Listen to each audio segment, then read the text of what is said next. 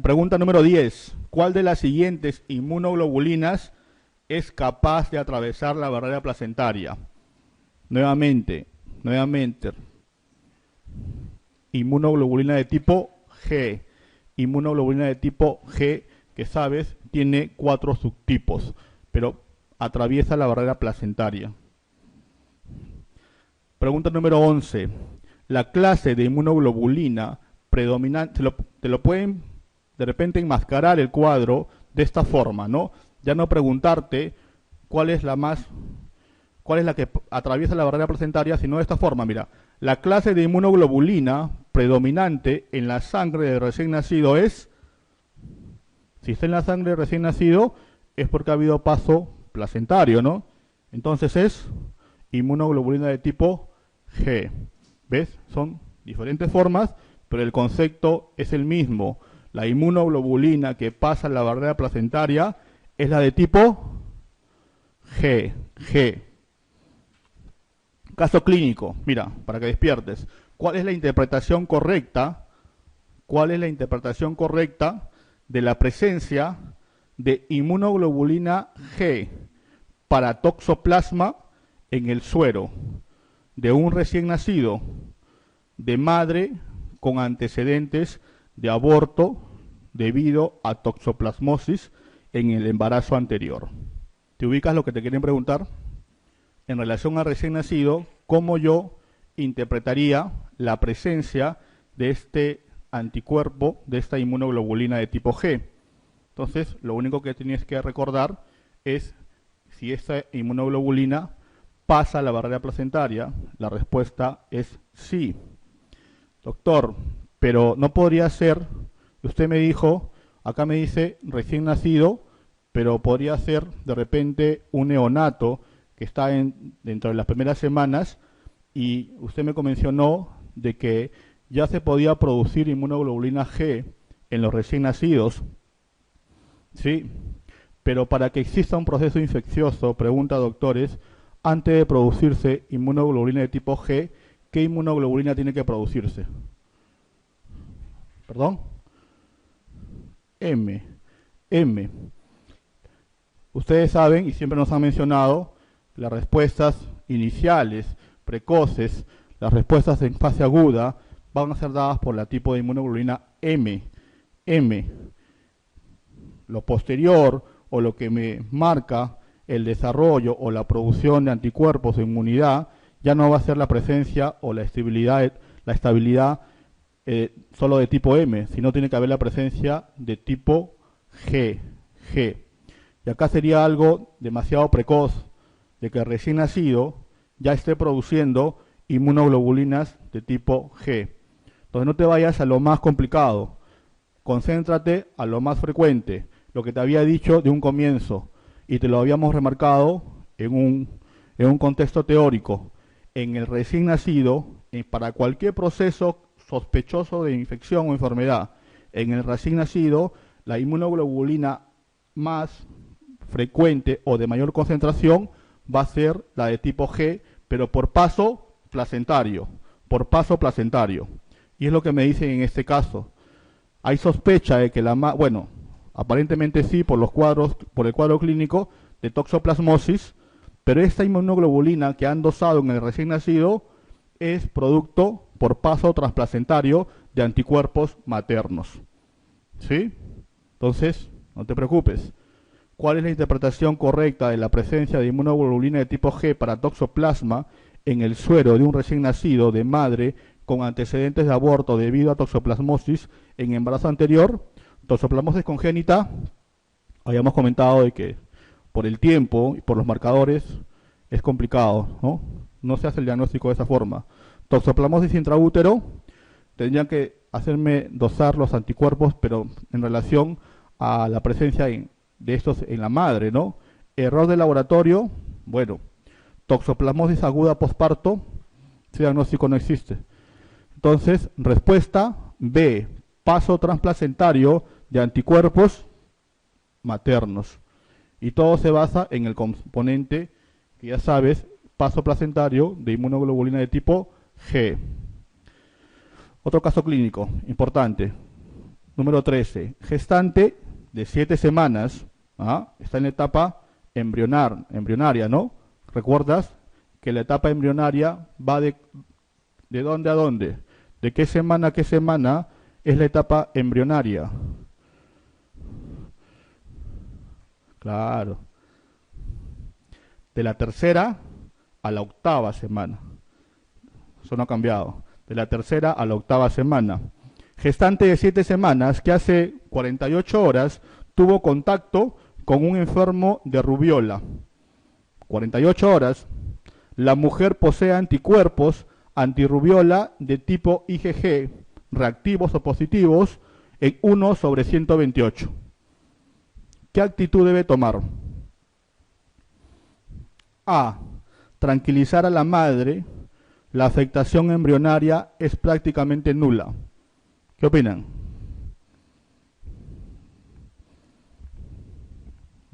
Puede ser. B. Repetir la determinación de anticuerpos a los 15 y 20 días y obrar en consecuencia. Cuando yo tengo la sospecha, una de las cosas importantes es ubicarnos en el contexto serológico.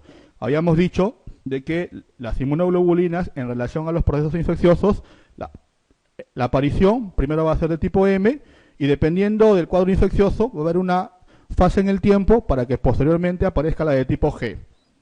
El tema muchas veces, y nos ha pasado, de que hemos querido hacer diagnósticos de estos procesos infecciosos, principalmente virales, dosando anticuerpos. Y eso les comento de repente para que pueda ser mejorado. En general, para los cuadros virales, salvo procesos específicos como infección por VIH, los anticuerpos no nos sirven de mucho, o no nos sirve de nada, por decir de alguna forma. Y lo pedimos a diario, ¿no? El ejemplo es para rubiola, pero yo les comento de repente que ustedes en su práctica os ven a algunos colegas que piden serología para herpes, tipo 1, tipo 2. Y eso es algo innecesario. No nos dice absolutamente nada. Lo único que nos dice es que ha habido una exposición. Y recuerden que todos ustedes van a tener una clase, me imagino, sobre lo que es TORCH o lo que son infecciones congénitas, y van a ver que la prevalencia o la incidencia de estas enfermedades es muy alta. Todos o cada uno de nosotros hemos tenido contacto con estas enfermedades y obviamente tenemos la presencia de anticuerpos que, como hemos dicho en el componente teórico, tienen una capacidad de memoria. Lo importante, para que tú tengas claro, es que yo pueda hacer la famosa titulación de anticuerpos.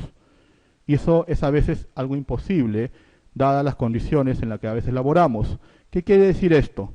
Por ejemplo, para este caso, yo tengo la IgG con un título.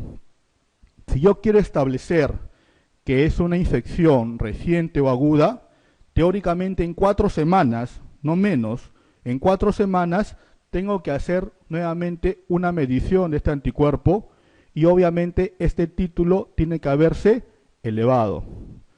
Esa es la titulación de anticuerpos. En ese contexto podría servirme, pero lo teórico a la hora de la práctica puede ser de repente algo difícil de realizar. Entonces, analicemos el cuadro en función a esos conceptos. Me están diciendo que una gestante tuvo exposición con un paciente con rubiola y la gestante posee anticuerpos de tipo IgG. ¿Qué actitud debe tomar?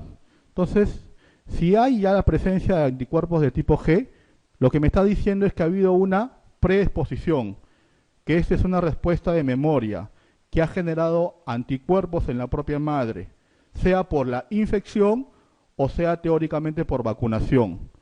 En teoría, lo que me están diciendo, para entender, es que la gestante está protegida.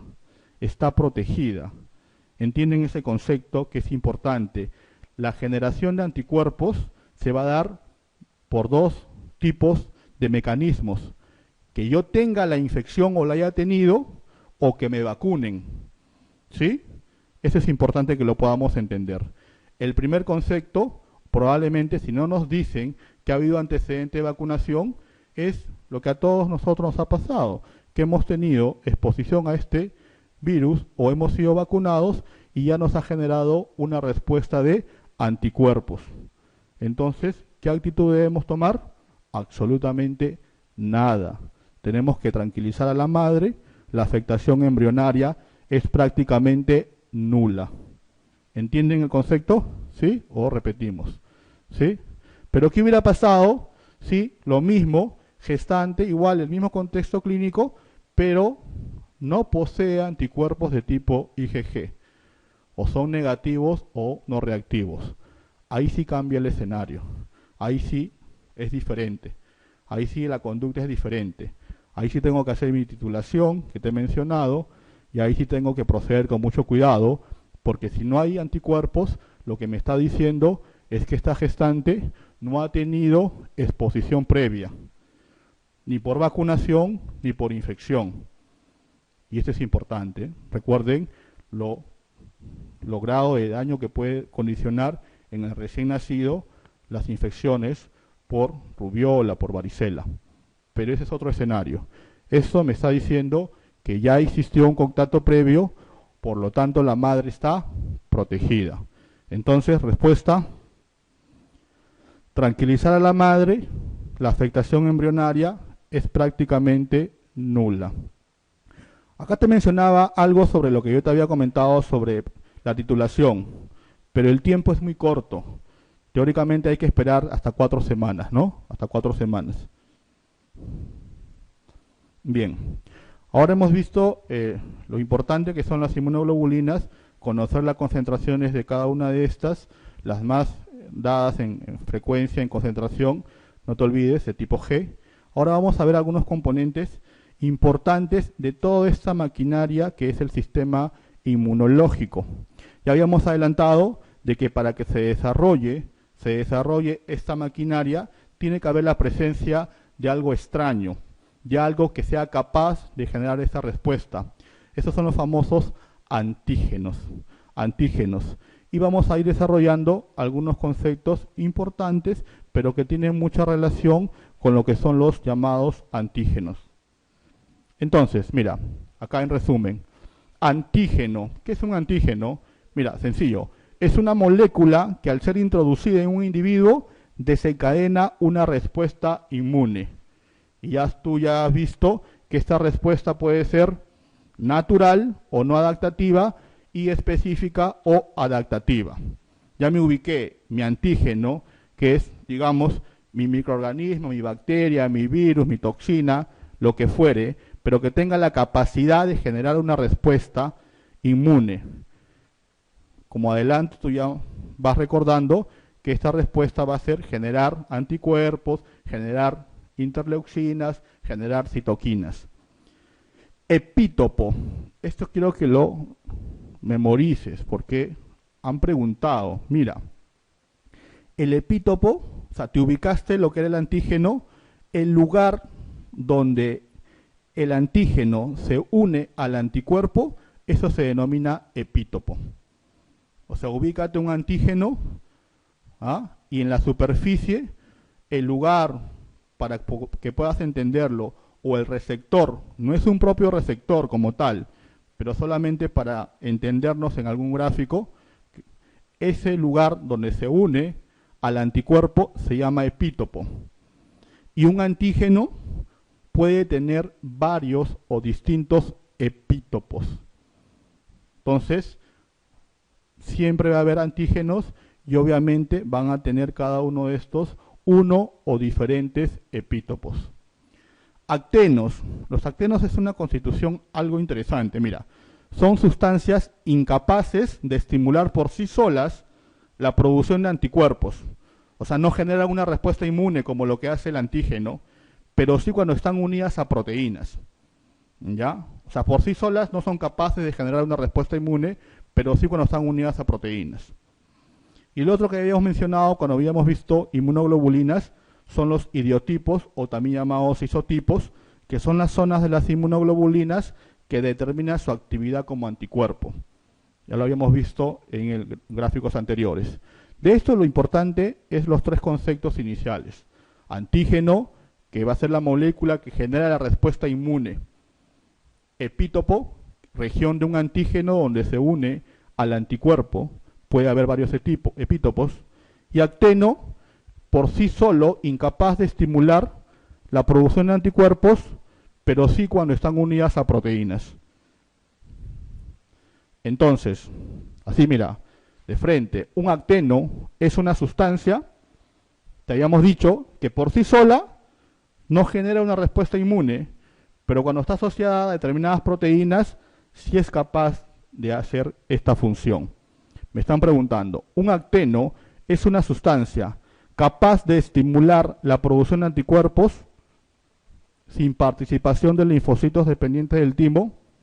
Habíamos dicho de que no tiene esa capacidad como tal, ¿no?, de producción de anticuerpos o de respuesta inmune. Capaz de estimular la producción de anticuerpos, pero incapaz de unirse a ellos. No es capaz por sí sola de estimular la producción de anticuerpos. Capaz de unirse a los anticuerpos, pero incapaz de estimular su producción. Puede ser, ¿no? Capaz de unirse a los anticuerpos y de estimular su producción. Capaz de estimular la producción de anticuerpos, pero incapaz de inducir tolerancia. ¿Respuesta? ¿Estás dudando? Mira. Acteno, sustancia incapaz de estimular por sí sola la producción de anticuerpos, pero sí cuando están unidas a proteínas. Respuesta: capaz de unirse a los anticuerpos, pero incapaz de estimular su producción. Es la que más se asemeja al concepto teórico. De nuevo, mira, más fácil. Un acteno es una molécula que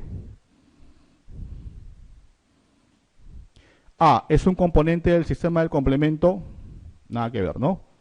B, unida covalentemente a una proteína, es capaz de provocar una respuesta inmune. Ese es el concepto, te lo pueden preguntar de esa forma. En general, el concepto teórico es que por sí sola es incapaz de producir una respuesta inmune o activar la producción de anticuerpos, pero unida covalentemente a una proteína es capaz de producir una respuesta inmune. Para avanzar ya, doctores, porque son creo que como 60 preguntas. 15b, unida covalentemente a una proteína es capaz de provocar una respuesta de tipo inmune, que puede ser natural o puede ser adaptativa, ¿no? Mira, esto es para que no lo olvides. Antígeno, que genera la respuesta inmune y que tiene los famosos epítopos, que pueden ser varios, que son los lugares en donde se produce la unión al anticuerpo. Anticuerpo, ¿no? Más sencillo, un gráfico vale más que 1000 palabras. 16. La región del antígeno mediante el cual se une el anticuerpo se denomina fuerte, doctor, epítopo. Pueden ser varias, ¿no? ¿Has visto? Pueden ser varias, no te olvides. Los epítopos pueden ser varios, pero lo que quiero que sepas es el lugar de unión al anticuerpo.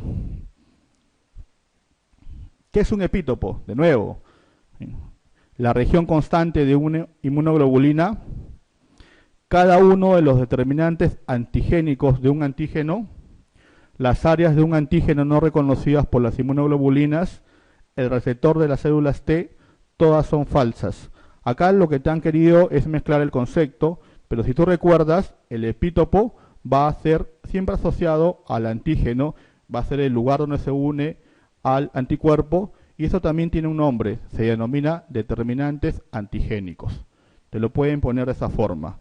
Cada uno de los determinantes antigénicos de un antígeno, no te olvides, eso es epítopo, ¿no? Cada uno de los determinantes antigénicos de un antígeno. Medio trabalenguas, pero se entiende. El antígeno y el lugar donde se une al anticuerpo, eso se denomina epítopo.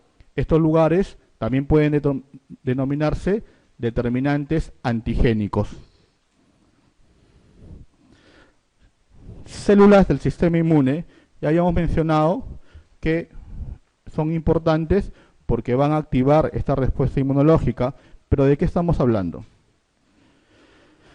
Linfocitos, células que responden son específicas y lo que te había mencionado como crucial, tienen memoria frente al estímulo antigénico.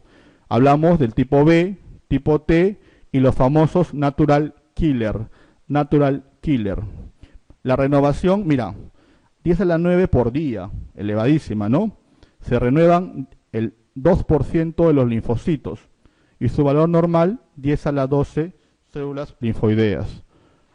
Los tipo T se desarrollan en el timo, poseen el famoso receptor de células T y estos sí son importantes porque tienen una funcionalidad heterogénea dada por tipo T, pero con cada una de ellas con función distinta, pero que llega en algún momento a ser acopladora. Hablamos de linfocitos T reguladores, los T colaboradores y los T citotóxicos. Esto es importante. Están sujetos a la restricción histocompatible.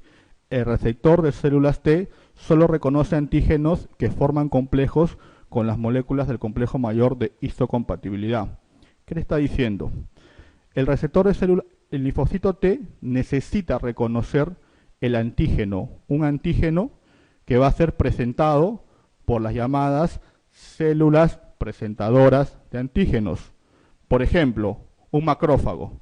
Un macrófago produce fagocitosis a una bacteria. Esa fagocitosis produce lo que habías visto en el video inicial. Desacopla o lisa el contenido proteico y lo lleva a la membrana, lo expone, lo está presentando. Esta célula presentadora tiene que tener actividad también con el complejo principal de histocompatibilidad que también está presente en este tipo de linfocito. ¿Ya? No te vayas a confundir, ¿ya?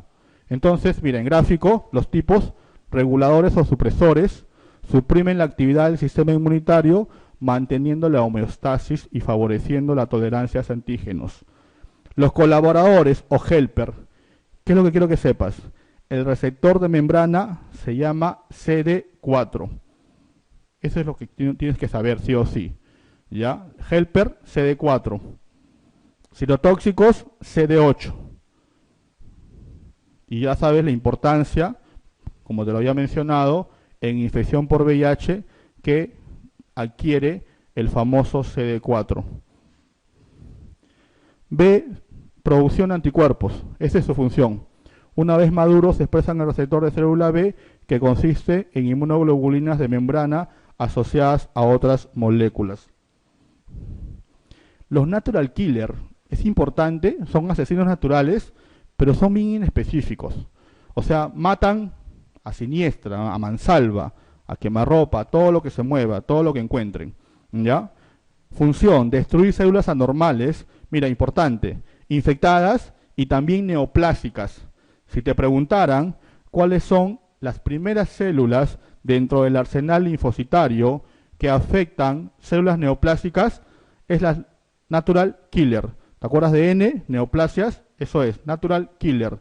Tienen afectación también sobre células neoplásicas y obviamente también sobre células en procesos infecciosos. Contienen la infección hasta que el sistema de linfocitos T, que es el sofisticado, el de memoria, el selectivo, entra a operar. ¿Ves? Presencia del marcador CD56 y ausencia del CD3. Habíamos visto, te había comentado, de que era importante que sepas dos marcadores. El CD4 para helper y el CD8 para citotóxicos. Uno más, CD56 para natural killer.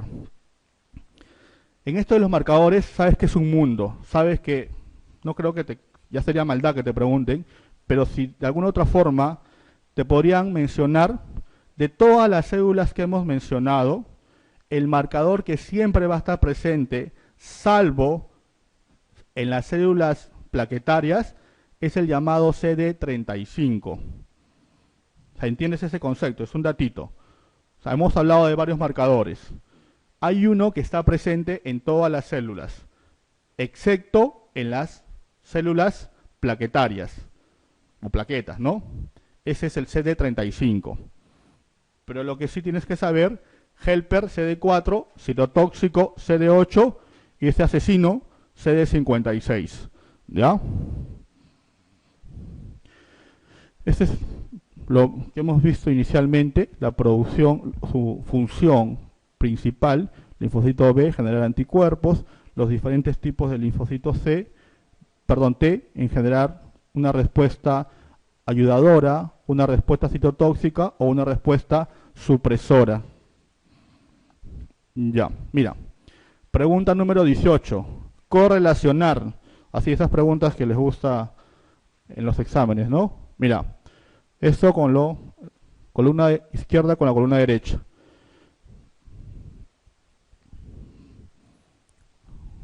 $30 segundos.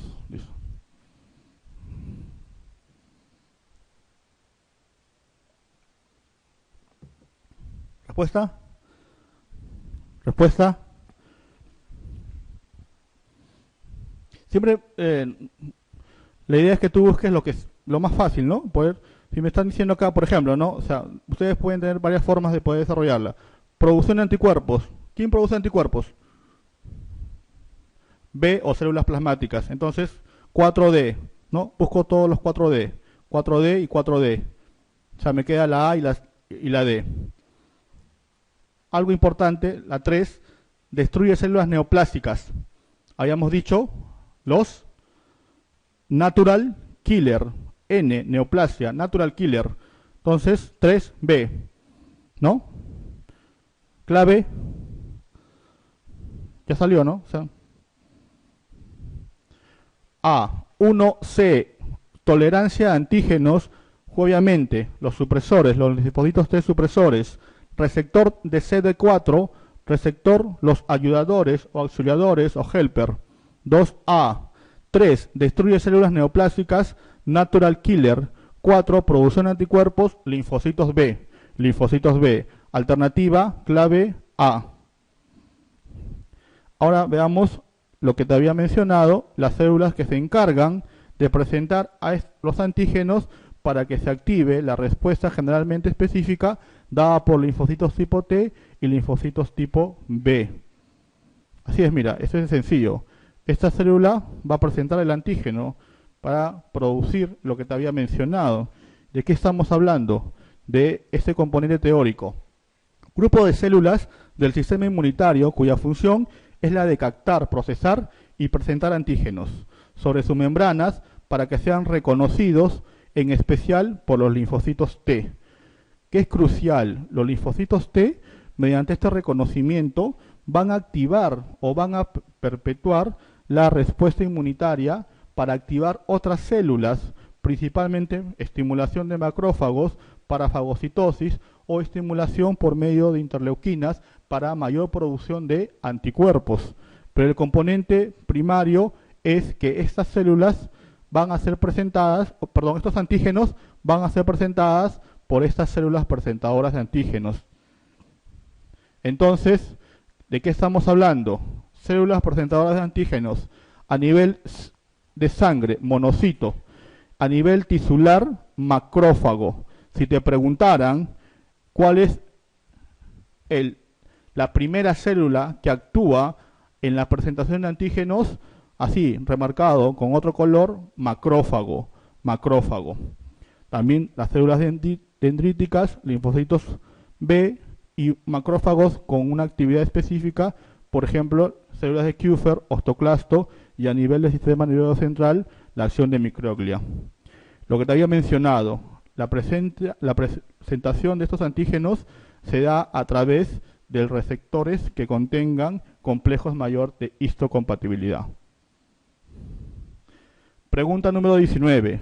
La presentación del antígeno al sistema inmune es realizada en primer lugar por la siguiente célula. Respuesta. Exacto, doctor. Macrófago. No te compliques, macrófago. Existen varias células presentadoras de antígeno, pero lo que me preguntaron es la presentación en primer lugar. Se va a dar por los famosos macrófagos. 20. ¿Qué tipo celular dentro de los siguientes no está considerado como célula presentadora de antígenos? Linfocitos, ¿sí? ¿De qué tipo?